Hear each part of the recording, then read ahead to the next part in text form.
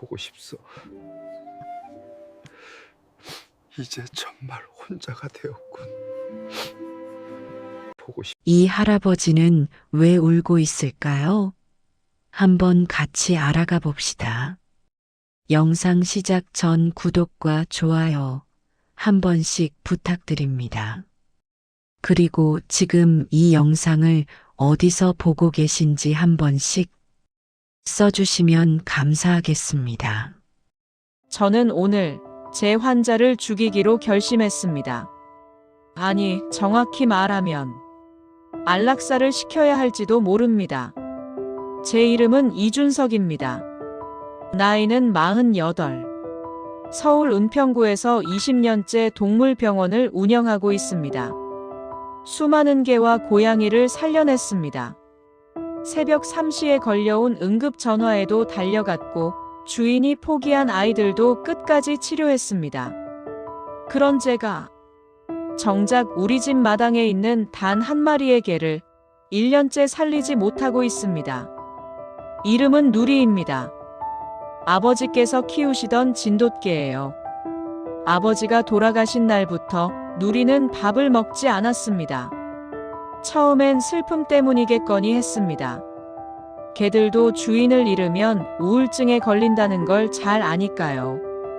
하지만 일주일이 지나고 한 달이 지나고 이제 1년이 다 되어 가는데도 누리는 여전히 하루에 물 몇 모금만 마실 뿐입니다. 더 이상한 건 누리의 행동이었습니다. 하루 종일 단 한 곳만 팝니다. 마당 구석에 있는 낡은 평상 아래를. 아버지께서 생전에 앉아 계시던 바로 그 자리입니다.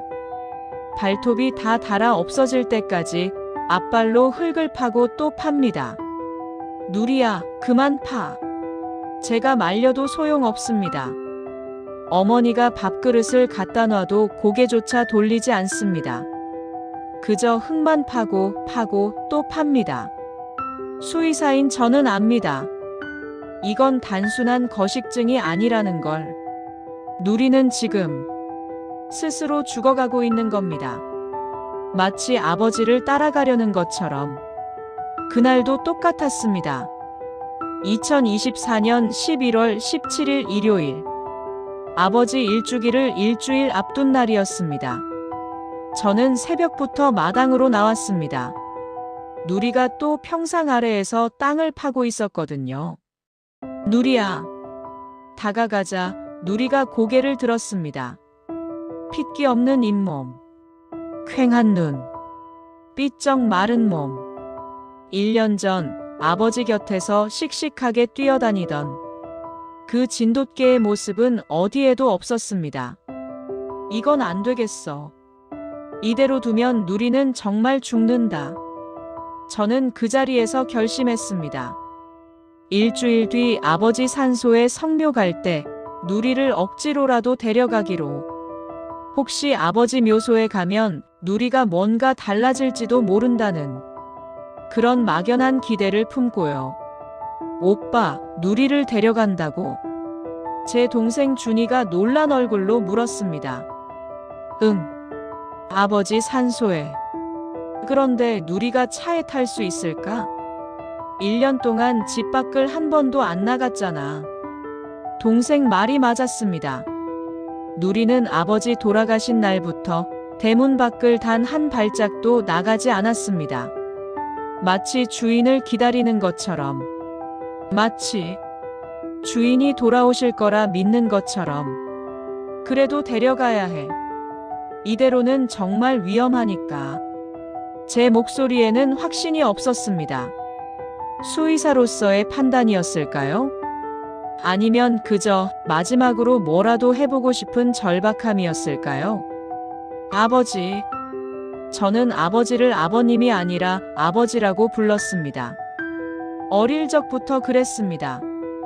아버지는 평생을 초등학교 교사로 사셨습니다. 서울 변두리 작은 학교에서 35년간 아이들을 가르치셨죠. 퇴직하신 후에는 양평에 작은 땅을 사시고 거기서 텃밭을 가꾸며 지내셨습니다. 그리고 누리를 키우셨습니다.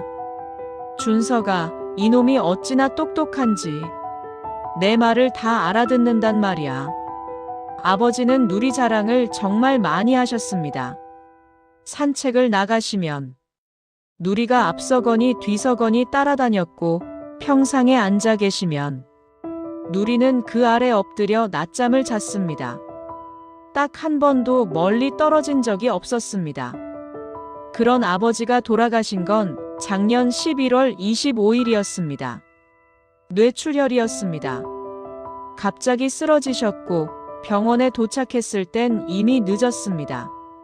아버지의 마지막 모습은 양평집 마당 평상에 앉아 계시다가 그대로 고꾸라지신 거였습니다. 그 옆에 누리가 있었습니다. 119가 왔을 때 누리는 쓰러진 아버지 곁을 단 한 발짝도 떠나지 않았다고 합니다. 응급대원들이 아버지를 들것에 옮기려 하자 누리가 으르렁거리며 막아섰다고요. 결국 이웃 할머니가 누리를 겨우 달래서 구급차를 보낼 수 있었습니다. 그날 이후 누리는 변했습니다. 아니, 변했다기보다는 멈춰버렸습니다. 시간이 누리에게는 그날로 멈춰버린 겁니다. 그리고 지금 1년이 흘렀습니다. 누리는 여전히 그 자리에 있습니다. 아버지가 쓰러지셨던 바로 그 평상 아래 흙을 파고 있습니다. 무엇을 찾는 걸까요? 아버지를 찾는 걸까요? 아니면 오빠, 혹시 누리가 뭔가 알고 있는 걸까? 동생의 말에 저는 고개를 들었습니다. 뭘? 그러니까 개들이 죽기 전에 어디론가 사라진다고 하잖아. 혹시 누리도 그런 거 아닐까? 저는 대답하지 않았습니다. 수의사로서 저는 압니다. 동물들은 죽음을 예감합니다. 그리고 자신이 가장 안전하다고 느끼는 곳으로 가죠. 그렇다면 누리에게 가장 안전한 곳은 아버지가 계셨던 바로 그 자리. 성묘일 전날 밤, 저는 잠을 이루지 못하고 마당으로 나왔습니다. 누리가 평상 아래에서 웅크리고 있었습니다. 달빛 아래 그 모습이 너무나 작아 보였습니다. 누리야. 저는 조심스럽게 다가갔습니다. 내일 아버지 뵈러 가자. 응. 누리가 고개를 들었습니다. 달빛에 비친 누리의 눈이 마치 무언가를 간절히 기다리는 것 같았습니다. 아버지, 제가 누리를 데려가겠습니다. 아버지께서 계신 그곳으로. 그날 밤 저는 이상하게도 이런 생각을 했습니다. 혹시 이게 마지막은 아닐까? 누리와 함께하는 마지막 밤. 그런 예감이 가슴 한편을 무겁게 짓눌렀습니다. 다음 날 아침, 우리 가족은 양평으로 향했습니다. 그리고 거기서 우리는 상상도 못했던 진실과 마주하게 됩니다. 누리가 1년 동안 파헤쳤던 그 땅 밑에 도대체 무엇이 있었던 걸까요? 저기 좀 보세요. 동생 준이의 비명 같은 목소리가 산을 울렸습니다. 2024년 11월 24일 토요일 오전 10시. 경기도 양평, 아버지의 산소. 우리 가족 5명이 도착한 지 채 10분도 안 됐을 때였습니다. 차에서 내린 누리가 마치 미친 듯이 달리기 시작했습니다.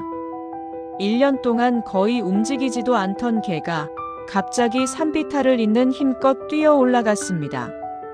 누리야! 제가 소리쳤지만 소용없었습니다.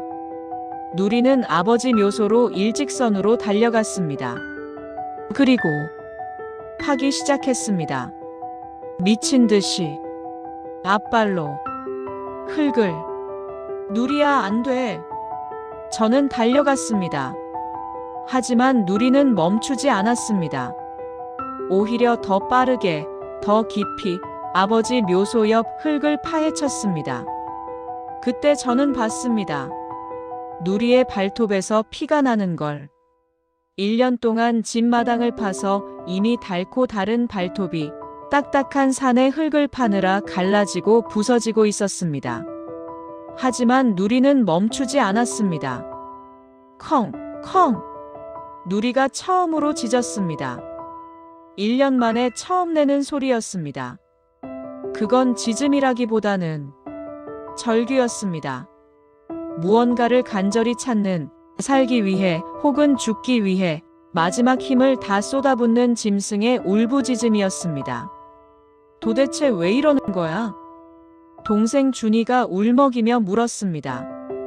저는 대답할 수 없었습니다.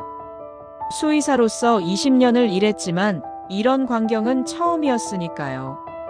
엄마, 저기 뭔가 있어요. 조카 민서가 소리쳤습니다. 누리가 판 구덩이 속에서 하얀 무언가가 보이기 시작했습니다. 설마. 저는 그 순간 온몸이 얼어붙는 것 같았습니다. 이건 뼈다. 분명 동물의 뼈가 아니었습니다. 준서가 119불러. 어머니의 다급한 목소리. 하지만 저는 움직일 수가 없었습니다. 누리가 그 하얀 것을 물에 뜯어냈습니다. 그리고 조심스럽게 마치 새끼를 옮기듯 그것을 입에 물고 우리 앞으로 가져왔습니다. 그것은 작은 유골함이었습니다. 흰색 도자기로 만든 손바닥만 한 크기의 유골함. 겉면에 금색 글씨로 이렇게 적혀 있었습니다. 김소희. 2000년 1월 3일생. 2025년 3월 14일 별세. 향년 25세. 우리 가족은 아무 말도 하지 못했습니다. 아버지의 묘소 옆에 누군가의 유골이 함께 묻혀 있었다는 사실. 그것도 우리가 전혀 모르는 사람. 김소희. 이 이름을 우리 중 누구도 들어본 적이 없었습니다. 이게 대체 무슨 일이야? 동생 준이가 물었습니다. 아버지가 우리한테 숨기신 게 있는 건가? 저는 고개를 저었습니다. 아니, 아버지는 그런 분이 아니야. 하지만 확신은 없었습니다. 우리가 모르는 아버지의 비밀이 있었던 걸까요? 아니면 누리가 유골함을 내려놓고 그 앞에 엎드렸습니다. 마치 보호하듯, 마치 지키듯. 그리고 저를 올려다봤습니다. 그 눈빛에는 1년 동안 잃어버렸던 생기가 돌아와 있었습니다. 이걸 찾기 위해 1년 동안 땅을 판 거야? 119보다 경찰을 불러야 할 것 같은데요. 제 아내 수진이 조심스럽게 말했습니다. 이건 명백히 불법 매장이잖아요. 맞는 말이었습니다. 누군가가 아버지 몰래, 아니면 아버지가 허락하셨을 수도 있지만 어쨌든 정식 절차 없이 유골을 묻은 겁니다. 양평경찰서 형사 2명과 구청 공무원이 현장에 도착했습니다. 유족분들께선 뒤로 물러나 계세요. 젊은 형사가 말했습니다. 그들은 조심스럽게 묘소 주변을 확인했습니다. 누리는 제 옆에 조용히 앉아서 그 과정을 지켜보고 있었습니다. 더 이상 흙을 파지 않았습니다. 더 이상 짖지도 않았습니다. 마치 할 일을 다 한 것처럼. 여기 뭔가 더 있습니다. 형사가 삽으로 흙을 걷어내자 또 다른 것이 나왔습니다. 비닐에 쌓인 작은 보자기. 형사가 조심스럽게 보자기를 펼쳤습니다. 그 안에는 편지 한 통과 낡은 아동용 신발 한 켤레가 있었습니다. 선생님, 용서하세요. 다른 방법이 없었습니다. 소위를 부탁드립니다. -0이 올림. 0이. 그 이름을 들은 순간 제 머릿속에 한 사람이 떠올랐습니다. 혹시. 저는 어머니를 돌아봤습니다. 어머니도 저와 같은 생각을 하고 계셨습니다. 간병인 영희 씨. 과거 회상톤. 아버지가 쓰러지시기 6개월 전. 아버지는 가벼운 뇌졸중을 겪으셨습니다. 다행히 큰 후유증은 없었지만 한동안 거동이 불편하셨죠. 그때 우리가 구한 간병인이 김영희 씨였습니다. 40대 중반쯤 되어 보이는 말수 적고 조용한 분이었습니다. 3개월 동안 양평집에서 아버지를 돌봐드렸어요. 아버지는 영희 씨를 정말 좋아하셨습니다. 영희 씨는 참 착해. 말은 없어도 마음이 따뜻한 사람이야. 그렇게 말씀하시곤 했죠. 목소리 조용해짐. 아버지가 회복되신 후 영희 씨는 떠나셨습니다. 그게 작년 5월이었습니다. 그리고 6개월 후 아버지는 돌아가셨습니다. 영희 씨 연락처 아직 있어요? 제가 어머니께 물었습니다. 있을 거야. 집에 가면. 장면 전환 경찰서. 우리는 유골함과 편지를 증거물로 제출했습니다. 형사는 말했습니다. 일단 부검은 필요 없을 것 같습니다. 유골 상태나 매장 방식으로 봐서는 정식으로 화장된 유골을 옮긴 것으로 보입니다.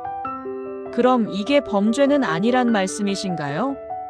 엄밀히 말하면 묘지법 위반입니다만 고인이 허락하셨을 가능성도 있고 악의적인 행위는 아닌 것 같습니다.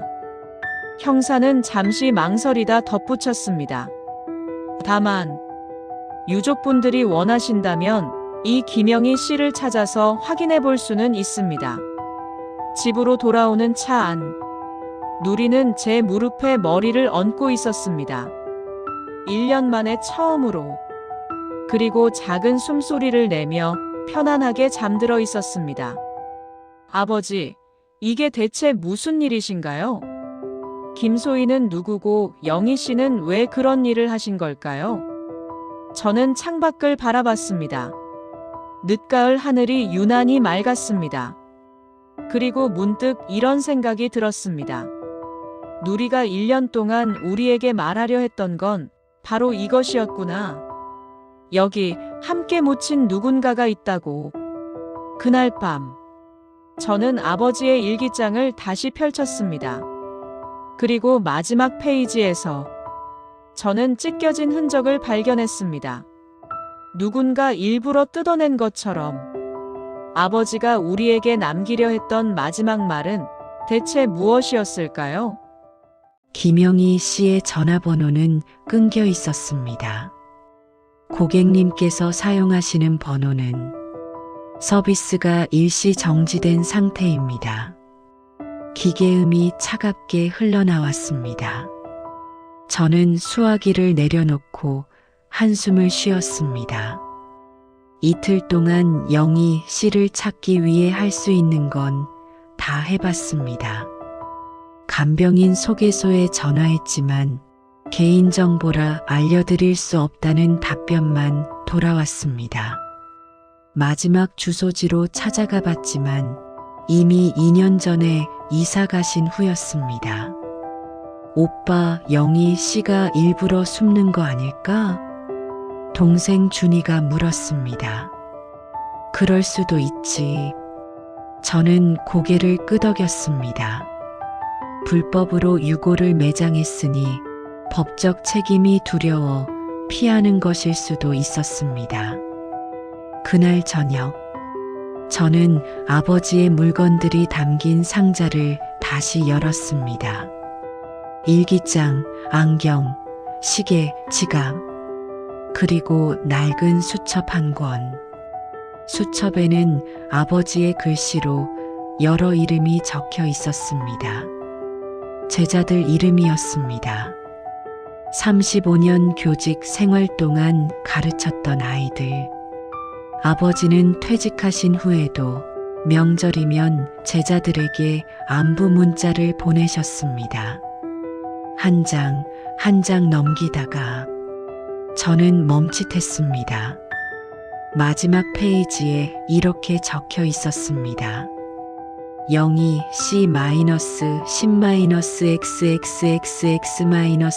C-XXXX-XXX-XXX 소위 마이너스 심장병 서울대병원.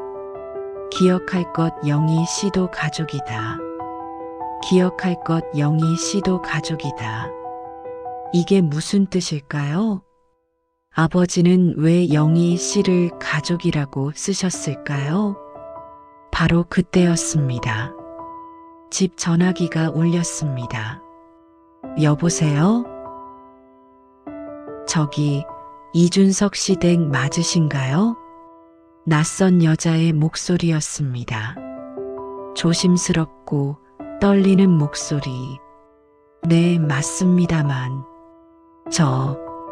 저는 긴 침묵. 저는 김영이라고 합니다. 그 순간 제 심장이 쿵 하고 내려앉는 것 같았습니다. 영희 씨, 선생님 산소에 제가 한 일을 아시는 것 같아서요. 죄송하다는 말씀 드리려고 목소리가 울먹였습니다. 지금 어디 계세요? 저는 지금 전화기 너머로 자동차 소리가 들렸습니다. 서울 어딘가에 주소 알려주시겠어요? 제가 찾아뵙겠습니다. 긴 침묵이 흘렀습니다. 은평구 녹번동입니다. 그린 아파트 상가 뒤쪽에 제가 있습니다. 잠시만 계세요. 제가 지금 바로 갑니다. 저는 차 키를 집어들었습니다. 녹번동 그린 아파트 상가 뒤편 골목은 어두웠습니다. 가로등 아래 한 여자가 서 있었습니다. 김영희 씨였습니다. 1년 전 제 기억 속의 모습과는 너무 달랐습니다. 훨씬 말라 있었고 머리칼은 반쯤 휘어져 있었습니다. 40대 중반이었던 분이 이제는 60대처럼 보였습니다. 영희 씨, 제가 다가가자 영희 씨는 고개를 푹 숙였습니다. 죄송합니다. 아니에요. 고개 드세요. 저는 조심스럽게 말했습니다. 일단 제 병원으로 가시죠. 거기서 천천히 이야기해요. 따뜻한 차를 한 잔 건넸습니다. 영희 씨는 두 손으로 컵을 감싸쥐고 한참을 말없이 있었습니다. 혹시 누리는 괜찮은가요? 영희 씨의 첫 마디였습니다. 네, 지금은 많이 좋아졌어요. 다행이네요. 영희 씨가 희미하게 웃었습니다. 누리가 참 똑똑한 아이예요. 제가 집에 있을 때도 항상 선생님만 따라다녔죠. 영희 씨, 저는 조심스럽게 입을 열었습니다. 김소희가 누구인가요? 영희 씨의 손이 떨렸습니다. 컵을 쥔 손이 부들부들 떨렸습니다. 제 딸입니다. 유일한 제 가족이었어요. 그 순간 영희 씨의 눈에서 눈물이 주르륵 흘러내렸습니다. 소희는 태어날 때부터 심장이 약했어요. 심실중격 결손이라고 심장에 구멍이 있는 병이었죠. 저는 조용히 들었습니다. 병원에선 수술하면 된다고 했어요. 그런데 저한테 돈이 없었습니다. 남편은 소희가 3살 때 떠났어요. 혼자 키워야 했죠. 낮에는 식당에서 일하고 밤에는 편의점 아르바이트를 했어요. 그렇게 모은 돈으로 소희 약값을 댔습니다. 영희 씨는 말을 이었습니다. 소희는 정말 착한 아이였어요. 엄마가 힘들까봐 아프다는 말도 잘 안 했죠. 학교도 멀쩡히 다녔어요. 대학까지 갔습니다. 서울 변두리 작은 대학이었지만 소희는 거기서 1등을 했어요. 장학금도 받았죠. 엄마, 내가 돈 벌어서 엄마 편하게 해줄게. 그렇게 말하던 아이였어요. 그런데 영희 씨가 말을 멈췄습니다. 정말 한참을 침묵하다가 작년 2월이었어요. 소희가 갑자기 쓰러졌습니다. 심장이 더 이상 버티지 못했던 거예요. 응급실로 실려갔고 의사 선생님이 말씀하셨죠. 당장 수술해야 합니다. 그렇지 않으면 2달을 못 넘깁니다. 수술비는 3천만 원이었습니다. 저는 숨을 죽였습니다. 저한테 그런 돈이 있을 리 없었죠. 은행 대출도 안 됐어요. 신용이 바닥이었거든요. 결국 사채를 썼습니다. 주변 사람들한테 다 빌었어요. 고개 숙이고 무릎 꿇고 빌고 또 빌었습니다. 그렇게 겨우 돈을 모아서 소희를 수술했어요. 수술은 잘 됐나요? 제 질문에 영희 씨는 고개를 저었습니다. 처음엔 잘 되는 것 같았어요. 1달 동안은 괜찮았죠. 소희도 웃고 밥도 잘 먹고 엄마, 이제 나 괜찮아. 걱정 마. 그렇게 말했어요. 그런데 3월 초 합병증이 왔습니다. 폐혈증이었어요. 다시 중환자실에 들어갔고 3월 14일 소희는 눈을 감았습니다. 저는 아무 말도 할 수 없었습니다. 장례식장 영안실도 못 빌렸어요. 영희 씨가 힘없이 말했습니다. 하루에 30만 원이 넘었거든요. 사채 이자 갚기도 벅찬 상황에서 그 돈을 어디서 구하겠어요. 그래서 화장만 했습니다. 유골함은 제일 작은 걸로 그나마도 할부로 끊었죠. 그리고 그 유골함을 들고 갈 곳이 없었습니다. 납골당은 1년에 수십만 원이에요. 저는 그것도 낼 수 없었습니다. 그렇다고 집에 모셔두자니 사채업자들이 찾아와서 난리였고 영희 씨가 고개를 들었습니다. 눈물 범벅인 얼굴로 저를 바라봤습니다. 그때 선생님 생각이 났습니다. 아버지를요? 네. 제가 선생님 댁에서 일할 때 선생님께서 그러셨어요. 영희 씨, 혹시 힘든 일 있으면 언제든 나한테 말해요. 우리 이제 가족이나 마찬가지니까. 그 말씀이 계속 맴돌았습니다. 그래서 찾아갔습니다. 양평 집으로. 근데 선생님은 이미 돌아가신 후였어요. 저는 깨달았습니다. 영희 씨가 아버지를 찾아간 시기, 그게 아버지 장례식 직후였던 겁니다. 그때 누리를 봤습니다. 영희 씨가 말했습니다. 평상 아래서 혼자 울고 있더라고요. 제가 다가가니까 누리가 저를 알아보고 꼬리를 쳤어요. 그리고 선생님이 생전에 앉아 계시던 그 평상을 보고 저는 결심했습니다. 여기다. 소희를 여기에 모시자. 선생님 곁이면 소희가 외롭지 않을 거야.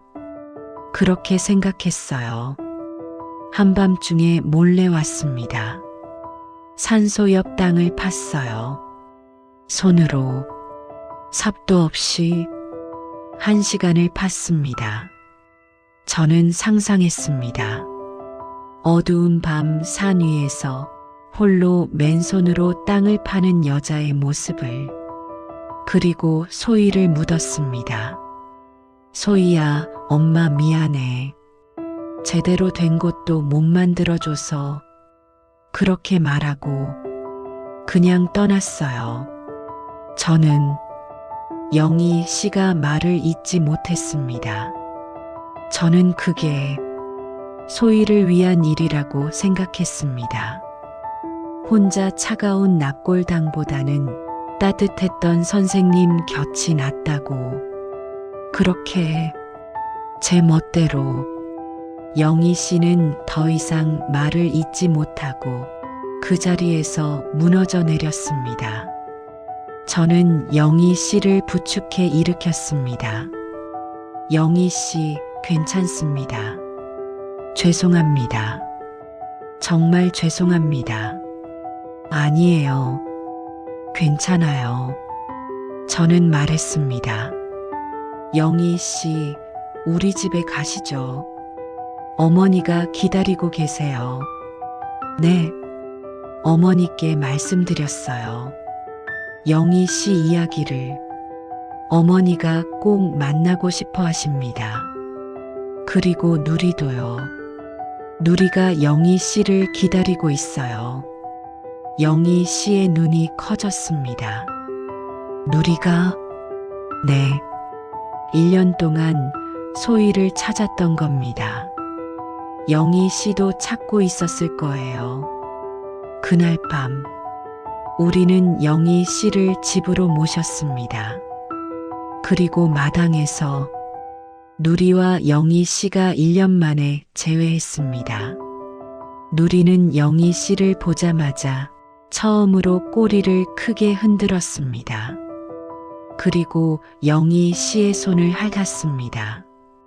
마치 이렇게 말하는 것처럼 이제 괜찮아요.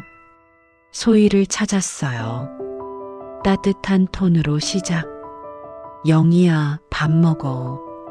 어머니가 영희 씨 앞에 밥상을 차려놓으셨습니다. 된장찌개, 김치, 계란말이. 소박하지만 정성이 가득한 상이었습니다. 어머님, 제가 어떻게... 영희 씨가 손사래를 쳤습니다. 괜찮아요. 그냥 앉아서 먹어. 어머니는 영희 씨를 의자에 앉히셨습니다. 선생님이 살아계셨으면 똑같이 이렇게 하셨을 거야. 그 말에 영희 씨의 눈가가 붉어졌습니다. 죄송합니다. 죄송합니다. 그만 사과해. 넌 잘못한 게 없어. 어머니의 목소리는 단호했습니다. 내가 소희를 우리 선생님 곁에 보낸 건 잘못이 아니라 사랑이었어. 그날 밤, 우리 가족은 거실에 모였습니다. 영희 씨, 어머니, 저, 동생 준이, 그리고 제 아내 수진. 테이블 위에는 아버지의 유품들이 놓여 있었습니다. 일기장, 수첩, 편지들. 영희 씨, 제가 조심스럽게 물었습니다. 아버지께서 생전에 영희 씨나 소희 이야기를 하신 적 있나요? 영희 씨가 고개를 끄덕였습니다. 네, 있어요. 제가 선생님 댁에서 일할 때 소희가 한번 찾아온 적이 있었어요. 그때 소희가 어떤 상태였나요? 많이 아팠어요. 걷기도 힘들어했죠. 선생님께서 소희를 보시고 깜짝 놀라셨어요. 영희 씨 딸이 이렇게 예쁜 아이였어? 그러시면서 소희 손을 잡고 한참을 보셨죠. 영희 씨가 눈물을 닦았습니다. 그날 저녁, 선생님께서 저를 부르셨어요. 영희 씨, 솔직하게 말해봐. 얼마나 필요해? 그렇게 물으셨습니다. 아버지가, 네, 소희 수술비 말이야. 얼마나 모자라? 그렇게 정확히 아시더라고요. 저는 처음엔 말씀드릴 수가 없었어요. 어떻게 감히 선생님께. 하지만 선생님께서 계속 물으시니까 결국 말씀드렸죠. 3천만 원입니다. 근데 제가 어떻게 그 돈을. 그랬더니 선생님께서 이러셨어요. 영희 씨, 나한테 집이 하나 있어. 양평 이 집 말고 서울에 작은 빌라 한 채. 내가 젊었을 때 모아서 산 거야. 지금 월세 받아서 노후 자금 만들고 있거든. 그거 팔면 될 것 같은데 그걸로 소위 수술비 되면 어떨까? 저는 깜짝 놀랐습니다. 서울에 빌라가 있었다고요? 네. 준석 씨는 모르셨나요? 전혀요. 어머니도 고개를 저으셨습니다. 나도 몰랐어. 선생님이 그런 걸 혼자 마련하셨다니. 그런데 저는 거절했어요. 선생님, 그건 안 됩니다. 선생님 노후 자금인데 어떻게 제가. 그랬더니 선생님께서 웃으시면서 영희 씨, 나는 이미 늙었어. 얼마나 더 살겠어? 근데 소희는 아직 25이잖아. 앞으로 60년은 더 살아야지. 누가 더 필요한 사람인지 그건 뻔한 거 아닐까? 그렇게 말씀하셨어요. 저는 그 자리에서 울었습니다. 선생님, 이러시면 안 됩니다. 저희는 남인데요. 그랬더니 선생님께서 단호하게 말씀하셨어요. 영희 씨, 가족이 뭔 줄 아세요? 피가 섞였다고 가족이 아니에요. 함께 밥 먹고, 함께 웃고, 서로 아파하는 사람이 가족이죠. 영희 씨는 나를 3개월 동안 돌봐줬어. 내 밥을 차려주고, 내 옷을 빨아주고, 내가 아플 때 손 잡아줬잖아. 그러면 우린 가족이에요. 영희 씨도 소희도. 그러니까 이제 가족끼리 서로 돕는 거예요. 거실이 조용해졌습니다. 우리는 모두 숨을 죽이고 영희 씨의 이야기를 들었습니다. 하지만 저는 끝내 받을 수 없었습니다.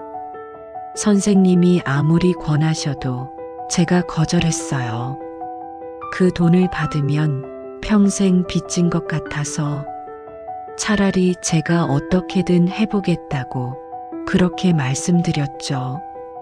지금 생각하면 그게 잘못이었어요. 선생님 마음을 받았어야 했는데 그랬으면 소희가 살 수 있었을지도 모르는데. 아니에요. 제가 말했습니다. 영희 씨 잘못이 아니에요. 수술했잖아요. 영희 씨는 할 수 있는 걸 다 하셨어요. 그 후로 선생님과 계속 연락하셨나요? 아니요. 영희 씨가 고개를 저었습니다. 제가 그 집을 떠난 게 작년 5월이었고 그 후로는 연락 안 했어요. 면목이 없었거든요. 그리고 제 전화도 끊겼고요. 소희가 죽고 나서 더 이상 전화 요금을 낼 수가 없었어요. 그냥 모든 걸 놓고 싶었습니다. 어머니가 영희 씨의 손을 잡았습니다. 영희야, 선생님이 너한테 주고 싶었던 건 돈이 아니었어. 내 마음이었어. 너희도 내 가족이다라는 그 마음을 주고 싶으셨던 거야. 그러니까 이제라도 그 마음을 받아줘. 우리가 소희를 제대로 된 곳에 모실게. 선생님 곁에 당당하게. 영희 씨가 고개를 떨구었습니다. 감사합니다. 정말 감사합니다. 그날 밤 늦게 저는 혼자 아버지의 서재에 앉아 있었습니다. 책장 가득한 책들, 오래된 책상, 낡은 의자, 모든 게 아버지의 흔적이었습니다. 서랍 깊숙한 곳에서 봉투 하나를 발견했습니다. 준석에게 아버지의 글씨였습니다. 저는 조심스럽게 봉투를 뜯었습니다. 안에는 편지 한 장과 부동산 등기부등본이 들어 있었습니다. 서울 성북구의 빌라, 소유주 이준석. 이게 제 명의로 돼 있네. 아버지는 언제 이걸 제 명의로 바꾸신 걸까요? 편지를 펼쳤습니다. 편지 읽는 톤, 천천히. 준서가, 이 편지를 읽을 때쯤이면 아마 아빠는 이 세상에 없을 거야. 빌라는 내 명의로 해뒀어.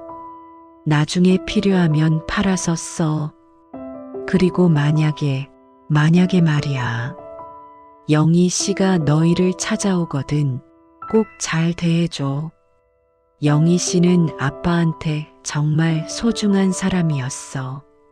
마지막 시간을 함께 해준 고마운 사람이야. 그리고 소희는 아빠가 만난 가장 착한 아이였어. 아파도 꿋꿋하게 웃던 그 모습을 아빠는 평생 잊지 못할 거야. 만약 소희에게 무슨 일이 생기거든 내가 엄마처럼 돌봐줘. 영희 씨는 혼자라서 세상에 기댈 곳이 없거든. 준서가, 가족이 뭔지 아니? 피가 섞인 사람만 가족이 아니야.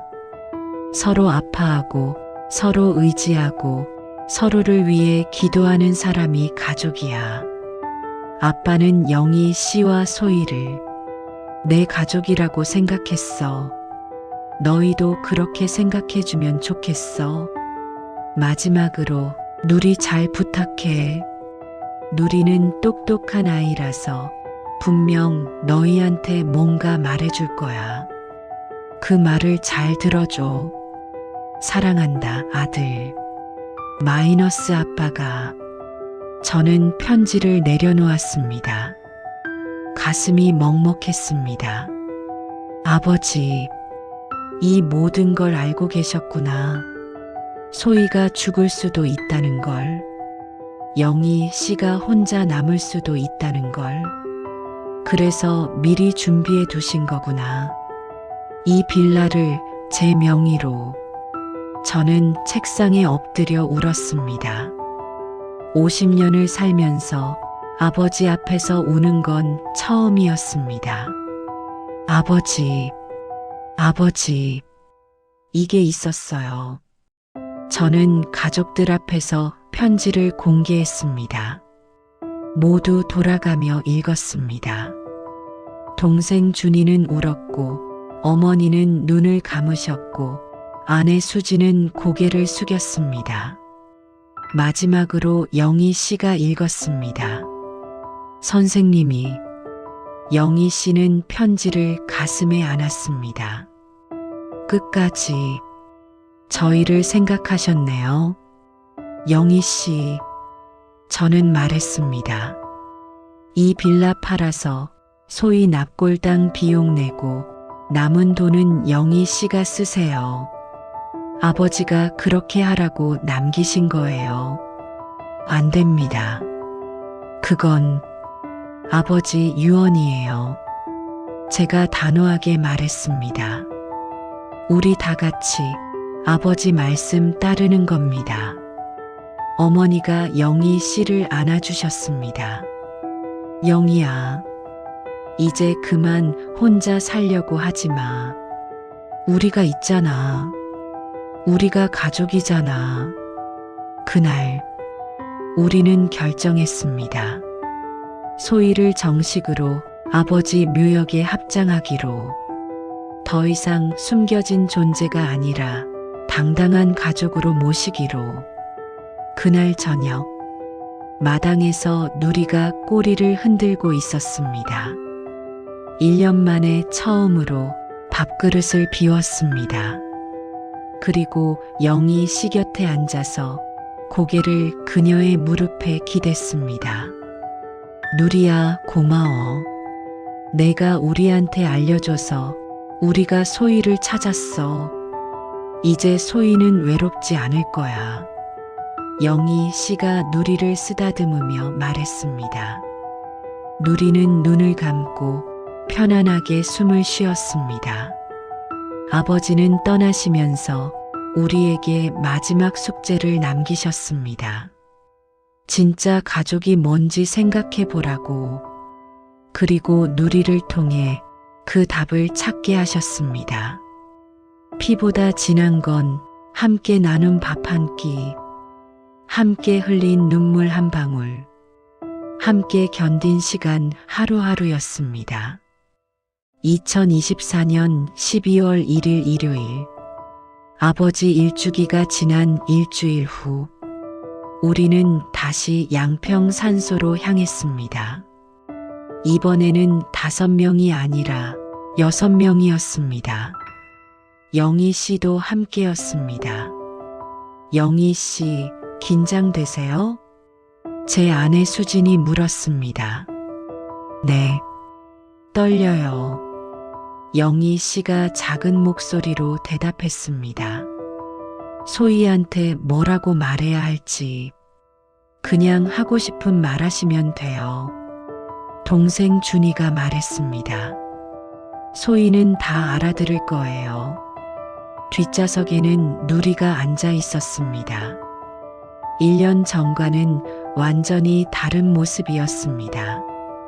맑은 눈, 건강한 털, 힘차게 흔들리는 꼬리. 누리는 창밖을 바라보며 마치 무엇을 기대하는 듯한 표정이었습니다. 차에서 내리자 차가운 겨울바람이 불어왔습니다. 하지만 하늘은 맑았습니다. 구름 한 점 없는 투명한 겨울 하늘. 자, 올라가자. 어머니가 앞장서셨습니다. 우리는 천천히 산길을 올랐습니다. 아버지의 묘소는 그대로였습니다. 하지만 이제는 그 옆에 작은 비석이 하나 더 세워져 있었습니다.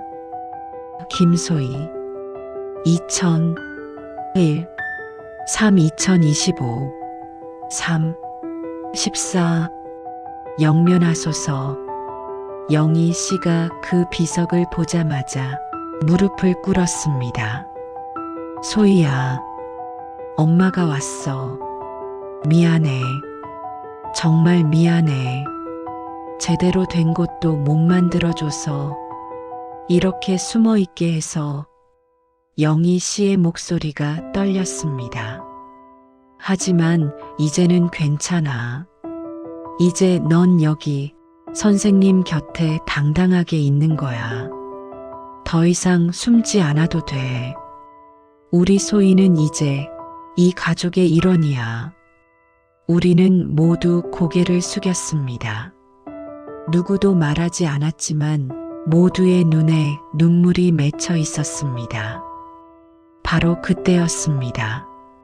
누리가 영희 씨 옆으로 다가갔습니다. 그리고 소희의 비석 앞에 앉았습니다.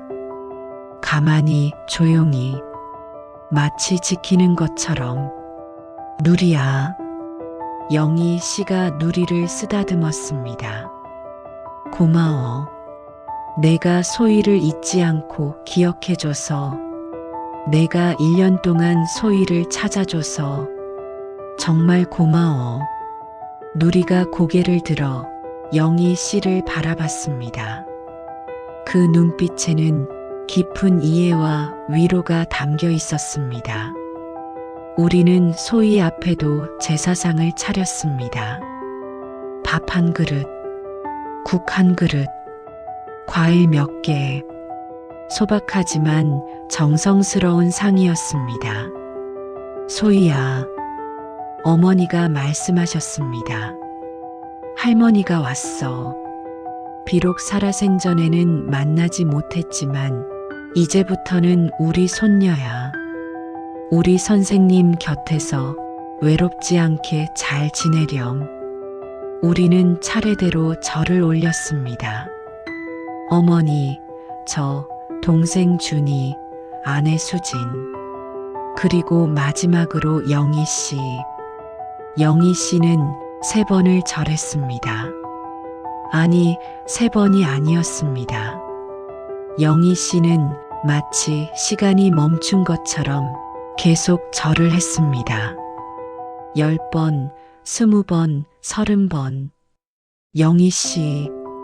제가 말렸지만 영희 씨는 멈추지 않았습니다. 영희 씨의 이마가 땅에 닿았습니다. 한 번, 또 한 번. 얼음처럼 차가운 12월의 땅바닥에 계속해서 이마를 대고 절을 했습니다. 그 순간 저는 알았습니다. 이건 단순히 소희를 위한 절이 아니라는 걸. 이건 아버지를 향한 절이기도 했습니다. 자신을 가족으로 받아준 그 큰 사랑에 대한 감사의 절. 그리고 이건 세상을 향한 절이기도 했습니다. 혼자서는 살 수 없는 인간이 서로에게 기대며 살아간다는 것. 그 연결의 소중함을 깨달은 한 사람의 기도 같은 절이었습니다. 마침내 영희 씨가 멈췄습니다. 100번을 채운 것 같았습니다. 아니, 어쩌면 그보다 더 많이. 영희 씨가 천천히 일어났습니다. 이마에 흙이 묻어 있었습니다. 하지만 그 얼굴에는 1년 만에 처음으로 평온한 미소가 있었습니다. 이제 놓을 수 있을 것 같아요. 영희 씨가 말했습니다. 소희도 선생님도 모두 편안한 곳에 계시니까 이제 저도 살아야죠. 소희가 그렇게 바랐으니까. 그래, 영희야. 이제 살아. 우리랑 같이. 어머니가 영희 씨의 손을 잡았습니다. 영희 씨, 저는 말했습니다. 제 병원에서 일하실 생각 없으세요? 네. 동물병원이라 힘들긴 하지만 영희 씨 같은 분이 계시면 큰 도움이 될 것 같아서요. 급여는 넉넉하게 드릴게요. 준석 씨, 그건. 그리고 우리 집 별채에서 지내세요. 누리도 영희 씨랑 같이 있는 게 좋아할 것 같고요. 저는 영희 씨는 말을 잇지 못했습니다. 영희 씨는 이제 우리 가족이에요. 아버지가 그렇게 말씀하셨잖아요. 그러니까 가족끼리 함께 사는 게 당연한 거죠. 영희 씨가 고개를 숙였습니다. 감사합니다. 정말 감사합니다. 그날 이후 계절이 바뀌었습니다. 겨울이 가고 봄이 왔습니다. 2025년 4월, 우리는 다시 아버지 산소를 찾았습니다. 그런데 묘소 주변이 완전히 변해 있었습니다. 누리가 1년 동안 파헤쳤던 바로 그 자리, 평상 아래 구덩이가 있던 바로 그 땅에 들꽃이 가득 피어나 있었습니다. 노란 민들레, 하얀 제비꽃, 연보라 제비꽃, 작지만 생명력 넘치는 꽃들이 누리가 판 자리를 따라 마치 길을 만들듯 피어나 있었습니다. 이게, 저는 할 말을 잃었습니다. 누리가 판 자리에 동생 준이가 조용히 말했습니다. 아마 누리가 땅을 파면서 묻혀있던 씨앗들이 밖으로 나온 것 같아요. 그래서 이렇게 꽃이 핀 거겠죠. 저는 그 꽃들을 바라봤습니다. 누리가 1년 동안 절망 속에서 파헤친 그 땅이 이제는 생명이 피어나는 곳이 되어 있었습니다. 슬픔은 때로 새로운 생명의 씨앗이 됩니다. 고통 속에서 파헤친 땅에서 가장 아름다운 꽃이 핍니다. 누리가 우리에게 가르쳐 준 것도 바로 그것이었습니다. 포기하지 않는 한 반드시 봄은 온다는 것. 영희 씨는 꽃밭 앞에 앉아 누리를 쓰다듬고 있었습니다. 누리야 봐. 여기 꽃이 이렇게 많이 피었어. 소희가 좋아할 것 같지? 누리가 꼬리를 흔들었습니다. 그리고 영희 씨의 손을 핥았습니다. 우리는 그날 꽃밭 앞에서 함께 사진을 찍었습니다. 어머니, 저, 동생 준이, 아내 수진, 그리고 영희 씨와 누리. 6명과 한 마리. 아니, 정확히는 7명이었습니다.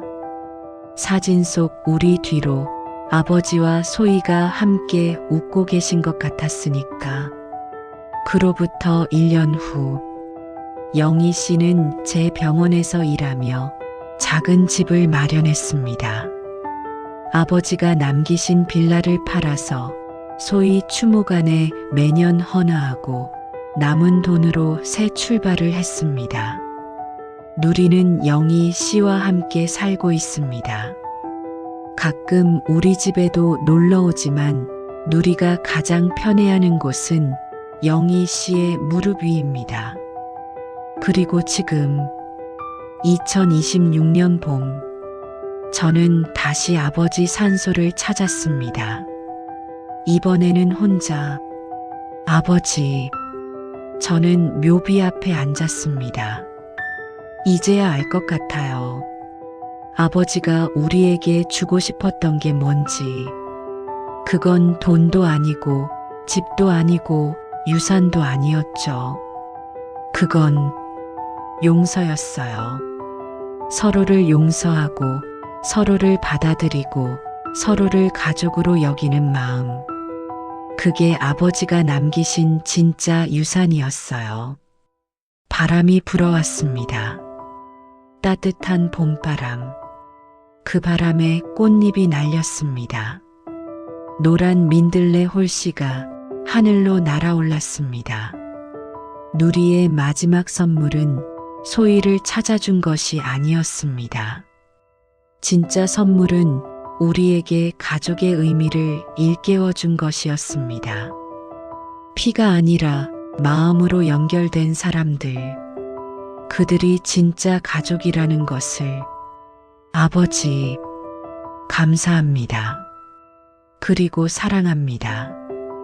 우리 모두를 하나로 만들어 주셔서